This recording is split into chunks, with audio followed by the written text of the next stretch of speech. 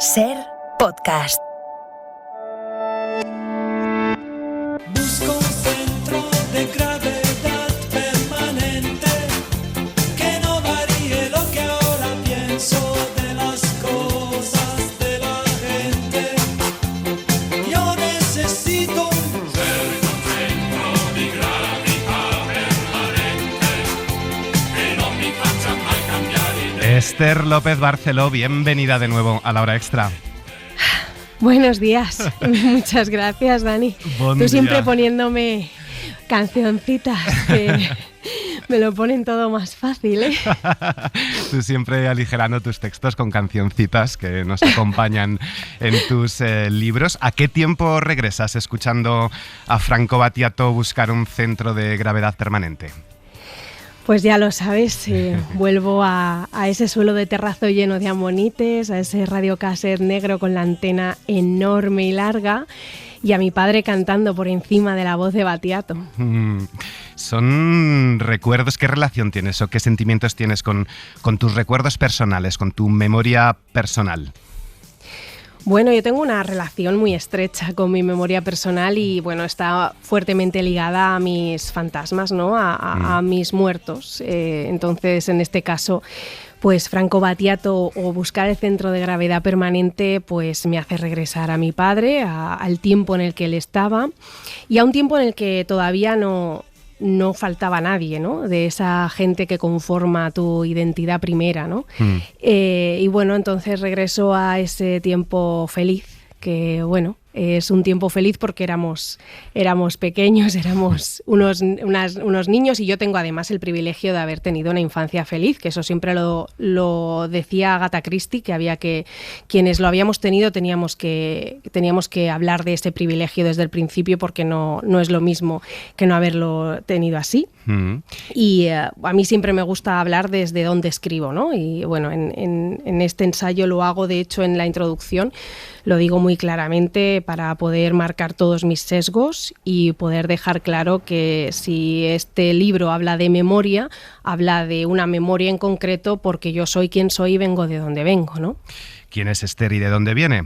Esther es una mujer blanca, paya, cis-hetero, nacida a principios de los 80 en un barrio periférico de una ciudad con playa ajena a su historia y a sus habitantes. Hace año y medio nos presentaba su primera novela, Cuando ya no quede nadie, una historia extraordinaria de las guardianas de la memoria y la épica de las vencidas, y ahora viene, lo adelantaba, con un ensayo también muy atravesado por la memoria y por las mujeres, un ensayo que empieza así: soy de esa generación de nietas que aprendió a leer en los silencios de su abuela y se conjuró con otras para romperlos. Así comienza El arte de invocar la memoria, anatomía de una herida abierta, publicado con Barlin Libros. Invocar la memoria, Esther, Leo, es volver a la primera casa, regresar a un tiempo, como nos decías, pero ¿qué memoria invocas? ¿Cómo es ese término benjaminiano que explicas en el ensayo?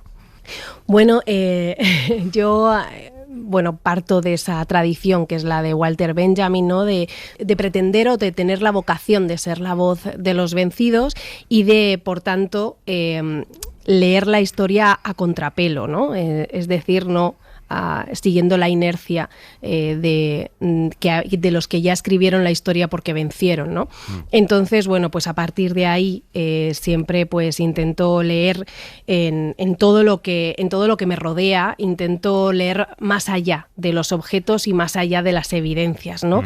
Me refiero a que, por ejemplo, en este ensayo lo que me ha interesado muchísimo es explorar todas aquellas cosas que nos invocan la memoria de una forma muy potente, muy eficaz, pero que no responden a ningún tipo de tradición literaria ni audiovisual. Es decir, no hablo ni de libros ni de películas, ¿no? Que de alguna forma sería lo que nos apela a la memoria de una forma más directa, ¿no? Y más buscada, ¿no? O consciente. Pero yo hablo de todos aquellos objetos, elementos, escenarios que nos rodean y que nos invocan la memoria sin que nosotros a lo mejor lo queramos, ¿no? De una forma involuntaria, como me pasa a mí con la canción de Battiato del centro de gravedad permanente, que me invoca la voz de mi padre y por tanto su presencia, ¿no? Y prácticamente me lo planta ante mí, ¿no? Cuando estoy escuchando esa canción es que no puedo evitar que se me salten las lágrimas porque me parece que mi padre va a ponerse a cantar de un momento a otro, ¿no? Y eso no es algo que yo busque, es una sensación que se crea, ¿no? en mi psique y que bueno, he venido aquí a contar, ¿no? Para de alguna forma usar este ensayo un poco como ventana, ¿no? A unas nuevas miradas que no son la mía y que a partir de esas historias o elementos que yo aporto en el ensayo, pues puedan de alguna forma pensar en cuáles son aquellos objetos que invocan la memoria de los demás, ¿no? Pero yo siempre lo que busco es cuando nos invocan la memoria esos objetos o esos elementos y además de que por tanto nos evoque la memoria particular, que esa se nos una a la memoria colectiva. Es decir, cuando yo, por ejemplo, veo los zapatos de tacón de la cubierta del ensayo, son los zapatos de tacón de una señora que fue fusilada, una chica de 28 años que fue fusilada en Paterna, y yo cada vez que veo esos zapatos, a mí me invocan directamente a la presencia de mi abuela, ¿no? de mi yaya, y es algo que automáticamente me vincula a esa memoria colectiva, porque de mi yaya salto a aquellas mujeres que realmente fueron fusiladas y represaliadas en la dictadura. Por los objetos y por esa cubierta te voy a preguntar un poquito más adelante, pero todo comienza con tu abuelo, con la poesía de Federico García Lorca. ¿Qué recuerdos tienes de aquello que hebra de ese hilo te legó tu abuelo? Bueno, es que fue una tarde y además la tengo como muy fresca en mi memoria. Estoy leyendo un libro que me han regalado mis padres, que es Federico García Lorca contado a los niños. Estoy leyendo un poema y entonces él me dice que Federico García Lorca era un rojo.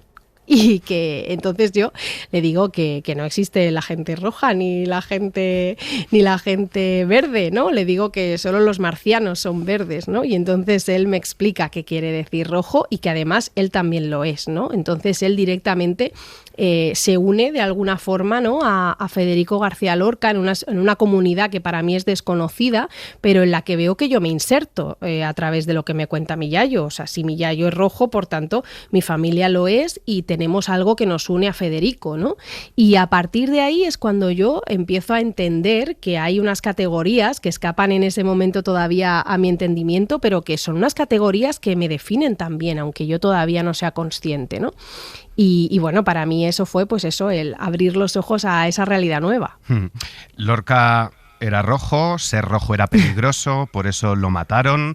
¿Sigue siendo peligroso ser rojo hoy? Si hoy tuvieras que explicarle a tu hijo qué es un rojo, ¿qué le dirías? Bueno, pues le diría que los rojos fueron aquellas personas que sufrieron la represión y sufrieron la violencia por el mero hecho de defender la democracia, que es lo que hace que él hoy pueda ir al colegio gratuita y libremente, que es lo que hace que podamos ir al médico sin tener que pagar, que podamos ir a urgencias cuando nos ponemos malitos. Es decir, que son aquellas personas que dieron su vida por lo que hoy disfrutamos de una forma que nos parece dada, pero que fue conquistada a través de muchas luchas y de muchos cuerpos, ¿no? entregados a la causa y que fueron vilipendiados y asesinados por la dictadura.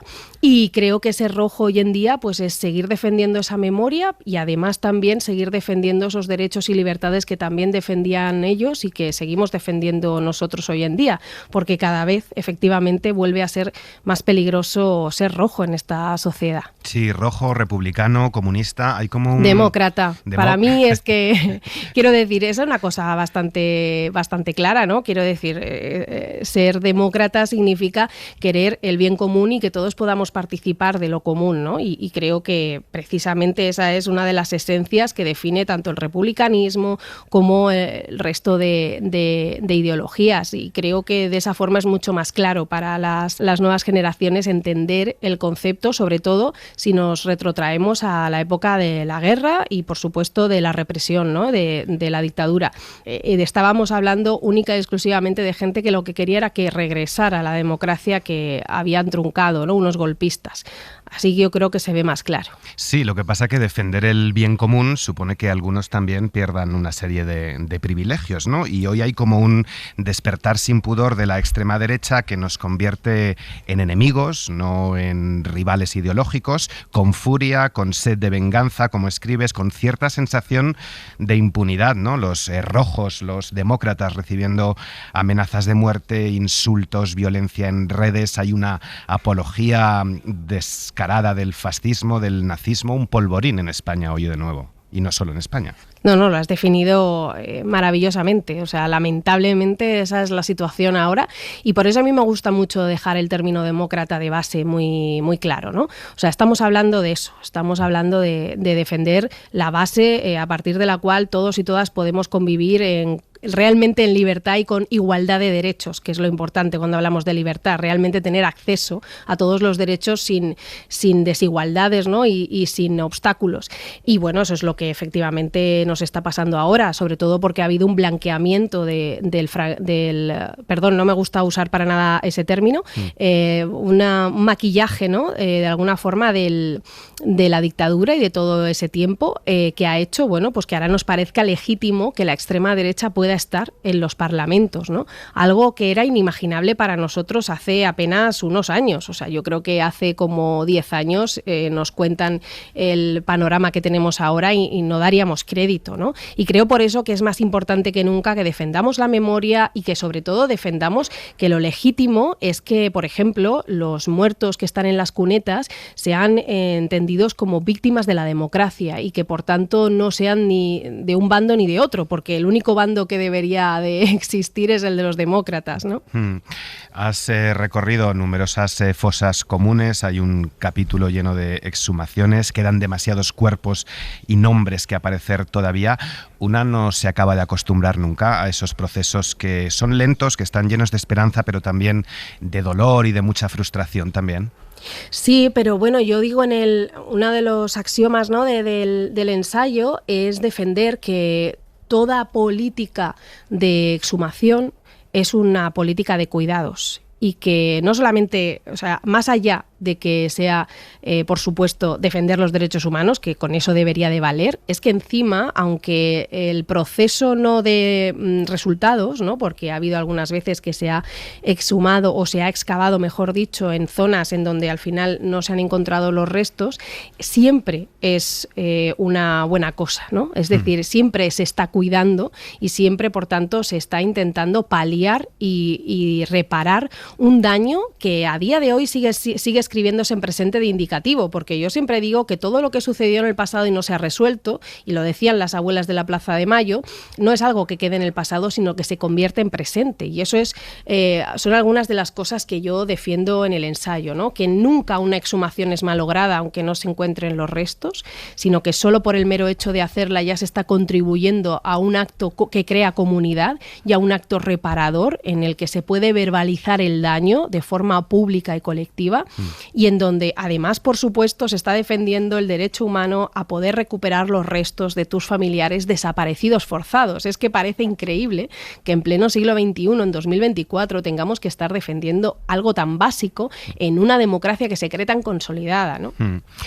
Hablando del presente, hablas de los supervivientes, esos herederos del trauma de la forzada ausencia, pero te pregunto, ¿quién va a sobrevivir a estos supervivientes? ¿En manos de quién quedará esta memoria cuando terminen de desaparecer? Cuando las nuevas generaciones parece, a priori, que son algo desmemoriadas.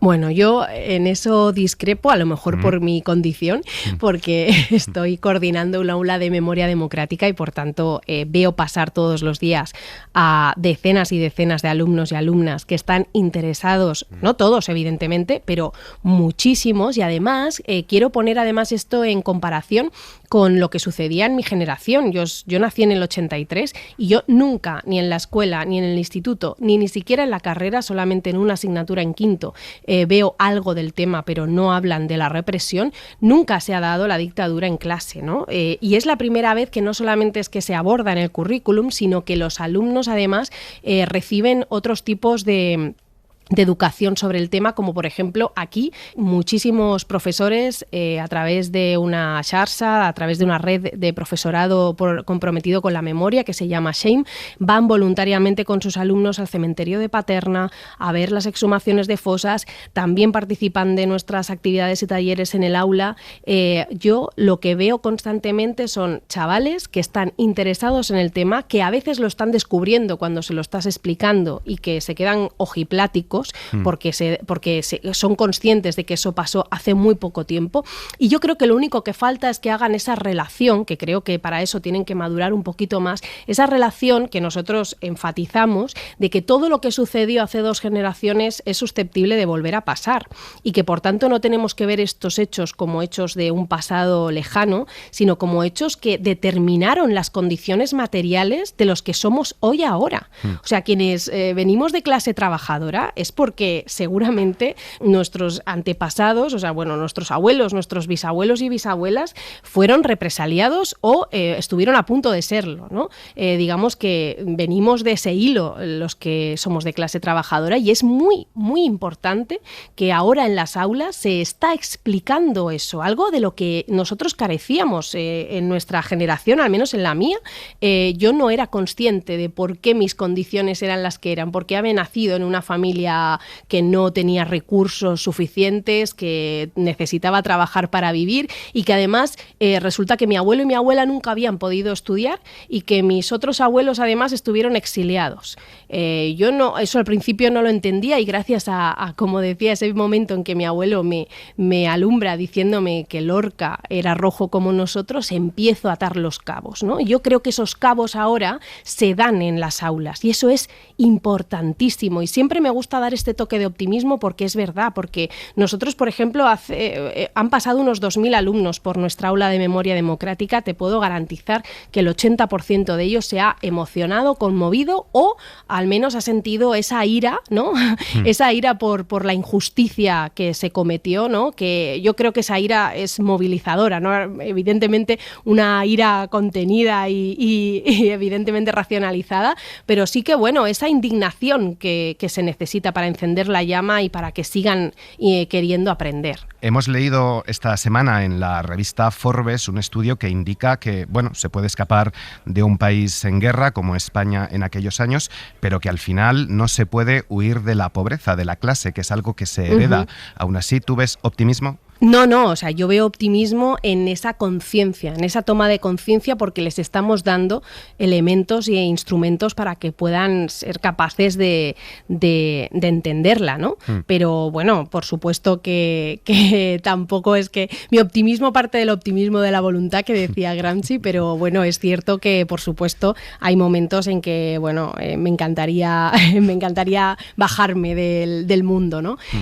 Porque bueno, me horroriza, ¿no? Por ejemplo, esta derogación constante de leyes de memoria, me horroriza este uso de términos completamente despiadados, como hablar de concordia, como si aquí alguien hubiera sembrado la discordia, sobre todo las víctimas.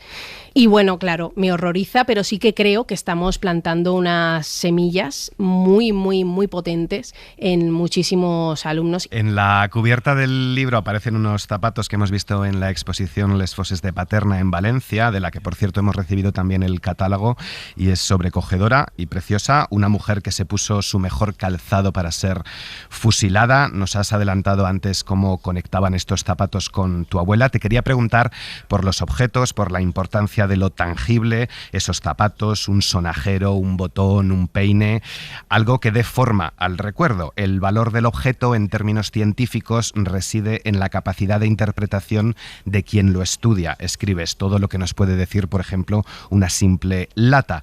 A veces el lugar se convierte en objeto cuando no hay objetos. Hay una iniciativa preciosa que también recoges en el libro, que es la de exponer la tierra de aquel sitio en el que se dieron torturas y asesinatos.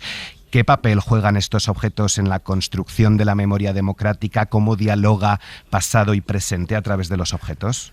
Pues mira, esto es una idea que estoy desarrollando desde hace décadas, ¿no? Porque es verdad que para mí la memoria tiene mucho que ver con lo material, con los objetos. Y mira, simplemente voy a leer una parte del capítulo de Alteralgia, en el que hablo de ello y en el que digo que la memoria es como el capullo de una oruga, es una veladura capaz de mudar los objetos más banales en apéndices del cuerpo desaparecido.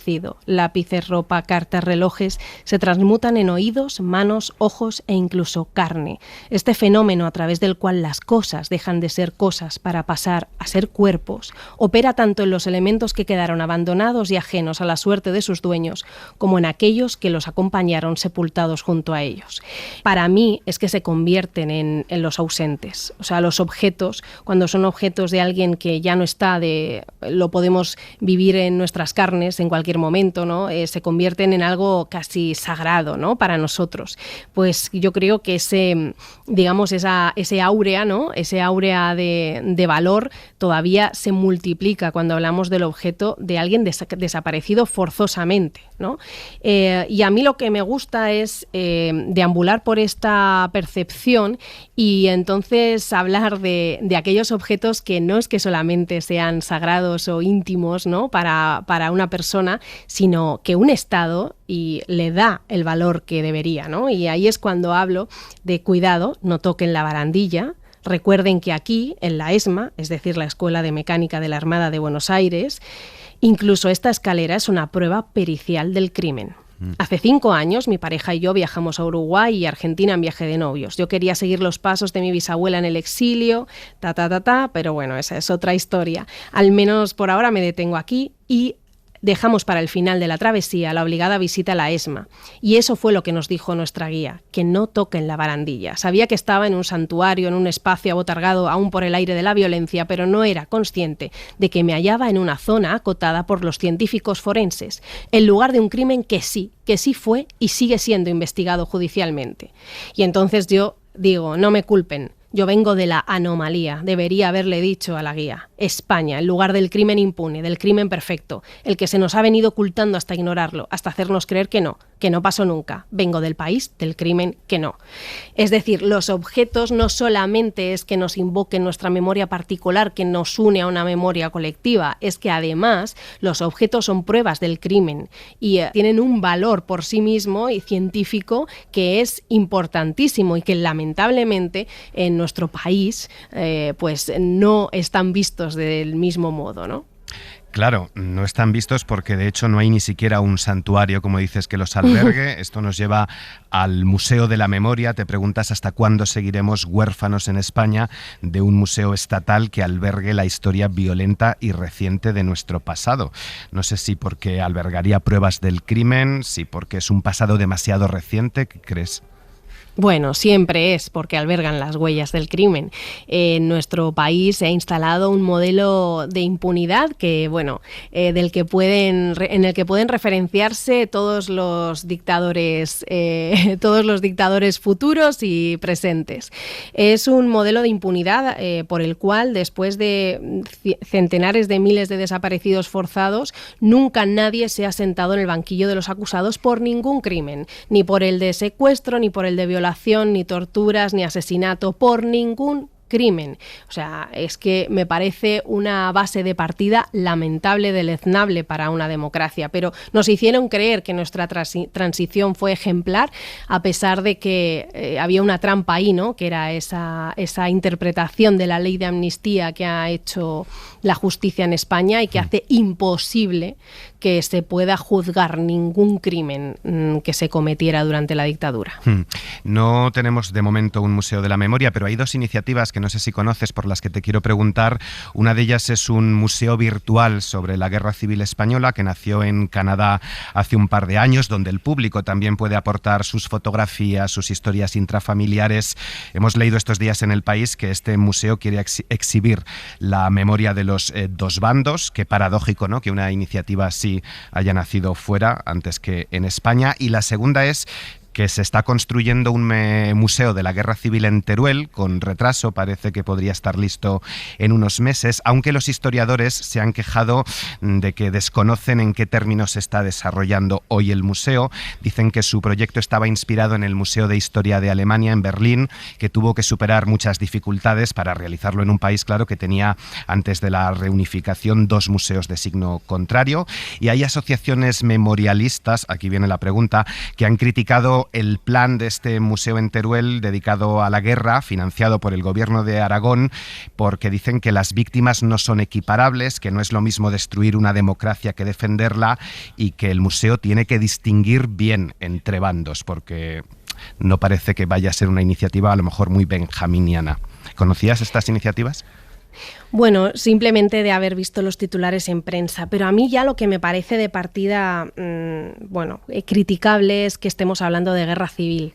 De verdad, yo nunca haría un museo dedicado exclusivamente a un golpe de Estado que no triunfó y que tuvo que ser defendida la democracia en las calles por el pueblo, ¿no?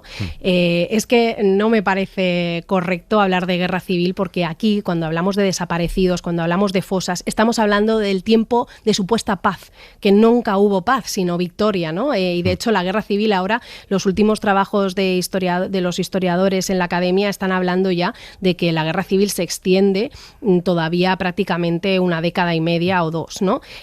Porque no podemos hablar de que la guerra ha acabado cuando hay un sistema de planificación de eliminación del oponente político completamente masiva y que hace que miles y miles de personas estén siendo fusiladas por todas partes en todo el Estado durante años. Entonces creo que los museos efectivamente deberían de estar para hablar de esa represión, precisamente para que no se vuelva a repetir, para dar constancia de ese crimen colectivo y por tanto creo primero que hablar de guerra civil es equívoco, induce a pensar que los fusilados, las fosas y la represión y los desaparecidos forzados son de esos años, de esos 3 años. No estamos hablando de eso, estamos hablando de los 40 años de dictadura cuando hablamos de esas víctimas. Entonces, a mí hablar de 2 bandos además también me horroriza, o sea, no son 2 bandos, por tanto no son equiparables porque estamos hablando de unos golpistas del fascismo levantado en armas y el pueblo. Entonces, eso no son 2 bandos, eso es una especie de ocupación, aunque sean los propios miembros de la misma sociedad, ¿no? Pero es una especie de ocupación invasora. Entonces, no podemos estar hablando, es como si habláramos de que van a hacer un museo pues en Alemania en el que se van a equiparar a nazis y los resistentes judíos en el gueto de Varsovia porque bueno, también hubo víctimas nazis. Es que sería completamente increíble, ¿no? que habláramos de eso. A mí me gustaría que hubiera un museo de la memoria y que hablara de las violencias, de la violencia política que atravesó a este país durante 40 años de dictadura y también evidentemente que haya una sala dedicada a la guerra civil y que hablemos de todas las batallas, que hablemos de efectivamente lo que sucedió en Retaguardia, lo que sucedió en los territorios primeramente ocupados. Podemos hablar de ello, pero no centrarlo en ello porque ese no es el problema principal. El principal problema fue que después no hubo paz, hubo victoria, hubo venganza. También hablas de hacer un monumento a los asesinados por el colonialismo. ¿Cuál es la relación entre colonialismo español, franquismo? Bueno, es que hay un capítulo que está dedicado a los artistas que han invocado la memoria, ¿no? Y bueno, hay una maravillosa acción que es que tiene lugar en Madrid, en esa estatua dedicada al legionario, ¿no?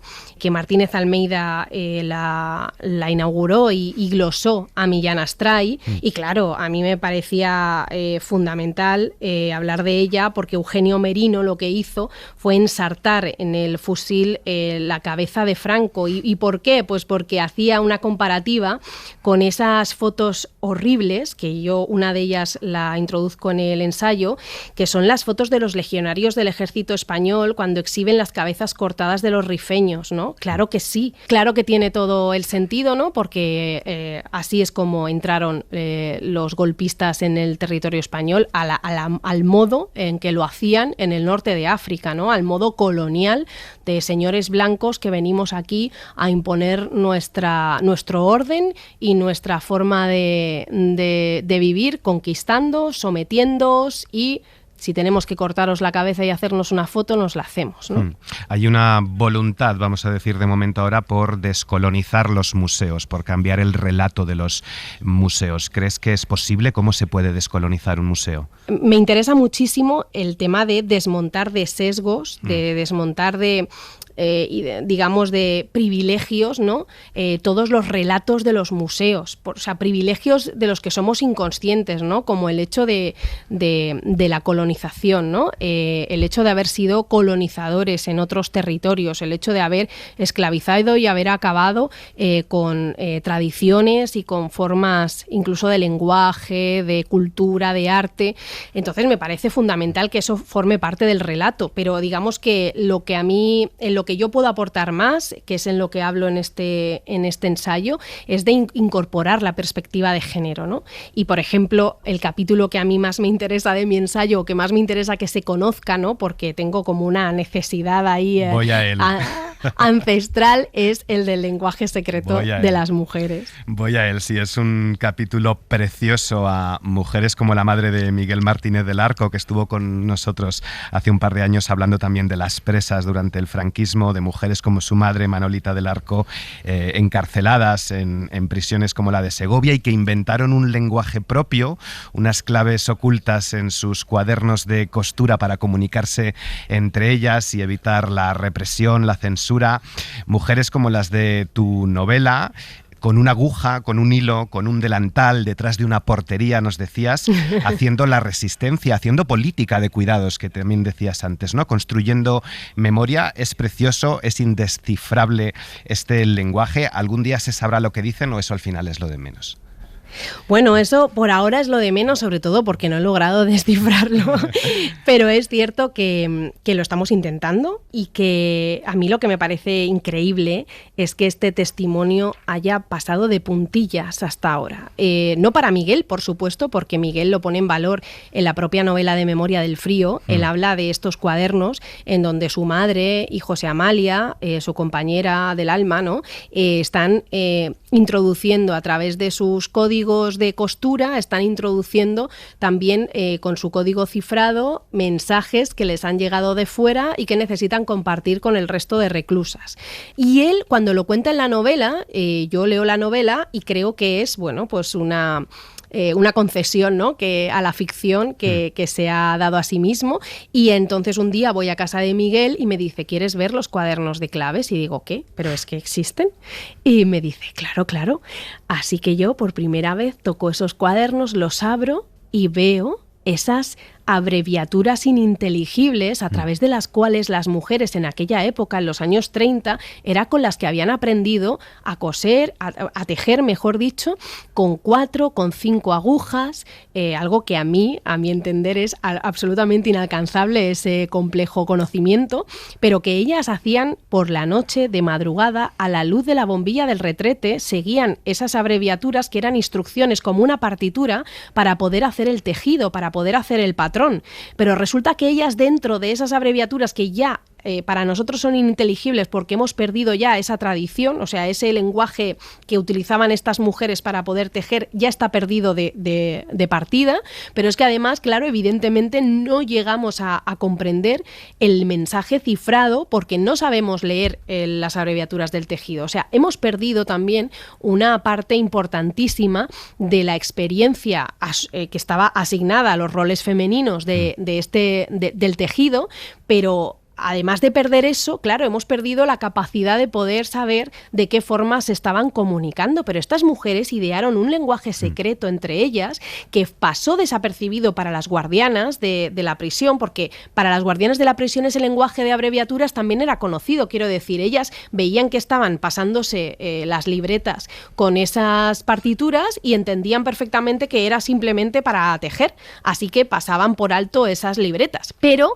ellas fueron tan sagaces que hicieron que ni siquiera las guardianas pudieran darse cuenta de lo que se estaban contando ahí, pero se estaban contando de todo, se estaban trasladando la información que les llegaba del exterior e incluso sabemos que muchos de esos patrones fueron transcritos y pasados no solamente de celda en celda, que era lo normal, sino de cárcel en cárcel. O sea, estas mujeres idearon una forma de organizarse, maravillosa, que si hubiera pasado en otros lugares seguramente habrían hecho una película o una serie solo con eso, ¿no? Y para mí ha sido un privilegio poder contar al mundo lo que hacían estas presas y lo he podido contar, ¿sabes por qué? Por esa falta de perspectiva de género, por esa forma constante de infravalorar toda experiencia femenina que ha habido también, por tanto, atravesando también a las personas que eran pues de izquierdas y progresistas. Y es increíble que durante décadas esto haya sido conocido por muchos historiadores o por muchos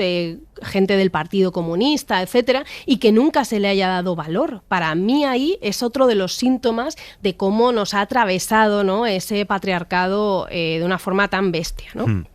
Y algo que nos decía también Miguel es que a pesar de todo, de ese patriarcado tan bestia, de la represión, del golpe de Estado, ellas conservaban su alegría. No sé si se ha perdido esa alegría en la izquierda de este país o qué le pasa a la izquierda de este país hoy.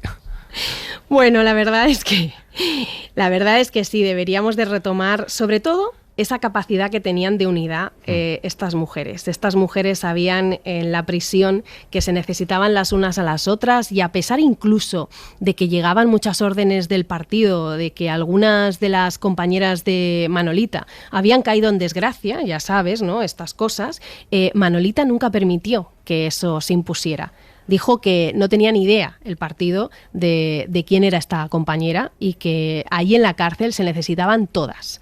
Y por tanto ella nunca permitió que a ninguna compañera se la hiciera de menos ni siquiera de alguna forma se la apartara, ¿no? Ni siquiera por mandato del partido, ¿no? Así que creo que esa necesidad de unidad es lo que se ha perdido lamentablemente últimamente en la izquierda, pero bueno, yo nunca pierdo la esperanza, hay que recuperarla porque nos va la vida en ello. El ensayo recoge un montón de entrevistas, un montón de lecturas. Dices que escribes desde la duda. Explícame qué es esto de escribir desde la duda y no sé si escribes también un poco desde la deuda, ¿no? A todos los que te han precedido, a todos los que han investigado, que no son pocos, pero quizá nunca suficientes. ¿Cómo ha sido este proceso de documentación?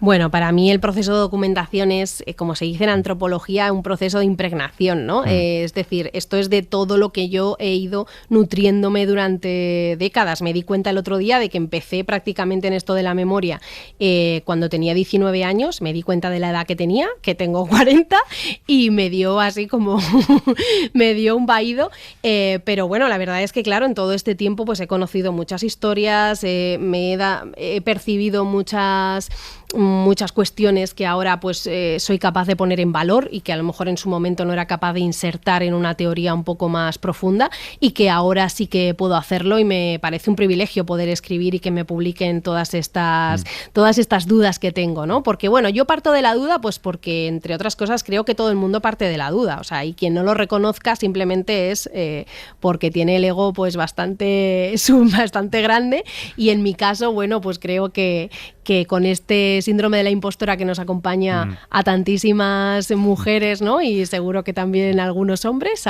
seguro que lo sabrá. Sí. Bueno, es que, Dani, claro que sí, a ti también.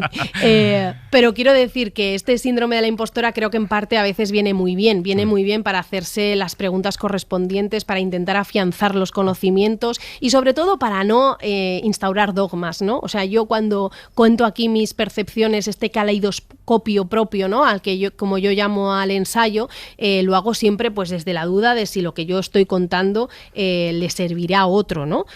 O si lo que que yo estoy contando del todo bien sabe expresar lo que querría, ¿no? Entonces creo que siempre hay que ser muy honesto y partir de que se escribe desde la duda y que, por tanto, además, todo lo que yo cuento no debe de ser tomado como verdad verdadera, sino que puede ser sometido a juicio y que es bueno que lo sea. Y por eso, además, digo que este ensayo quiero que sea ventana, porque no quiero que se cierre aquí. Me gustaría que a partir de ahí, pues mucha gente, ¿no?, pues tomara algunas ideas y sirviera para crear otras cosas mucho mejores, seguramente, que surgiera de aquí creaciones, incluso que surgieran ideas precisamente para afianzar y acabar, para afianzar los derechos humanos y acabar también con la impunidad de los criminales, ¿no?, de la dictadura. Entonces, bueno, es así desde donde escribo. Y además me gusta mucho decir desde dónde lo hago, porque creo que es un acto de... insisto, de honestidad intelectual. Yo parto de una verdad, y es que si a mí me preguntan por la palabra memoria o por la voz memoria, van a surgir todas estas evocaciones. Pero eso es pues por lo que tú leías al principio, porque soy una paya cis-hetero blanca nacida en una ciudad como Alicante, ¿vale? Y entonces la voz memoria, a lo mejor para otra mujer racializada que ahora mismo vive en Galicia, pues responderá a otras realidades. Pero sí que quise ir a cuál sería el nexo que nos une a todas y a todos, ¿no?, cuando hablamos de la voz memoria. Y yo creo que en todos responde a un arrancamiento originario, ¿no?, a un hecho injusto, a través del cual generación tras generación hemos ido heredando esa rabia acumulada y estratificada que tiene que canalizarse, entre otras cosas, en arte, ¿no? Y por eso decía también que no hay memoria sin arte, ¿no? Porque es una forma de intentar sanarnos, ¿no? Es una forma de intentar explicarnos. No existe memoria sin arte, es la frase con la que te iba a despedir, ya me la has quitado. Vamos a decir que la escritura es un antídoto humanizador.